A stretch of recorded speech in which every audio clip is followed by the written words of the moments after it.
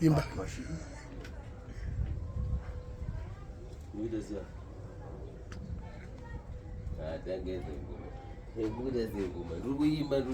zvaunenge mugunduru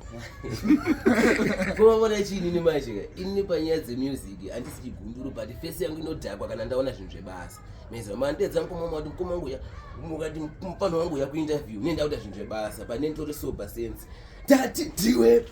uri muroyi ndapfuma ndiwe wakandipengesa jere ndiwe uri muroyi ndapfuma ndiwe wakandipengesa jere ndiwe ndakutofamba nemadhumbu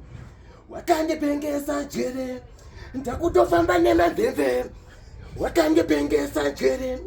vadi kundiona ndichibudirira seuso anoda kundipisidzira manje mwari wangu anotitungamira nekupenga kwangu ndichabudirira nyangwe mai vangu kandinamatira kana wazokurogondirangarira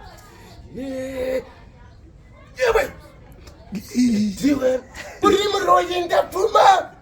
wakandipengesa jere wachano tina momzwa nebp mumba waitapo